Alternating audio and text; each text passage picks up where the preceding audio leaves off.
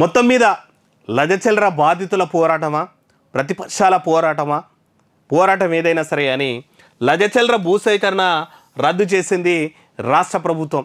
విజయం ఎవరిదన్న మాట పక్కన పెడితే ఈ ప్రాజెక్ట్ అయితే రద్దయింది. ఎందుకంటే ఫార్మా ఫ్యాక్టరీస్ వస్తే ఆ ఏరియా మొత్తం కలుషితమవుతుంది అన్నటువంటి ఆ గిరిజనులు లేదంటే రైతులు ఆందోళన వల్ల మొత్తం మీద ప్రభుత్వం అయితే వెనకడుగు వేసింది. అయితే మొత్తం మీద రైతుల భూములు రైతులకు ఇస్తుందని కాదు, అక్కడ ఇంకో రకమైనటువంటి ఇండస్ట్రియల్ పార్క్ను కూడా తెచ్చే విధంగా కూడా ప్రభుత్వం అయితే కాలుష్య రహిత కంపెనీలకి ప్రాధాన్యత ఇవ్వాలని కూడా ప్రభుత్వం నిర్ణయించిందంట. సో రైతులు కూడా కాలుష్య రహిత ప్రాజెక్టులు వస్తే, కాలుష్య రహిత కంపెనీలు వస్తే మేము సపోర్టు చేస్తాము, మా భూములు ఇస్తామన్నటువంటి చెప్పినటువంటి నేపథ్యంలో మొత్తం మీద ఆ లజచల్ర ఇష్యూ అనేటువంటిది ఢిల్లీ వరకు కూడా పోయినటువంటి నేపథ్యం ఉంది. ఇక లాఠీ ఛార్జీలు అయినాయి, చాలామంది మానవ హక్కుల సంఘాలు అన్నీ కూడా రెస్పాండ్ అయినటువంటిది, విపక్షాల ఆందోళన కూడా ఓ పీక్ స్టేజ్ పోయినటువంటిది. మొత్తం మీద ప్రభుత్వం అయితే వెనకడుగు చేసింది.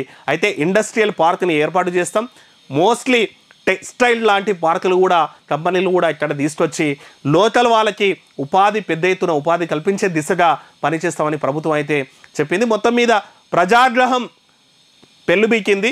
దాని మీద ప్రభుత్వం కూడా ప్రజల సైడే ఉన్నామని చెప్పేసి ఆ ప్రాజెక్ట్ని అయితే రద్దు చేసిందంట.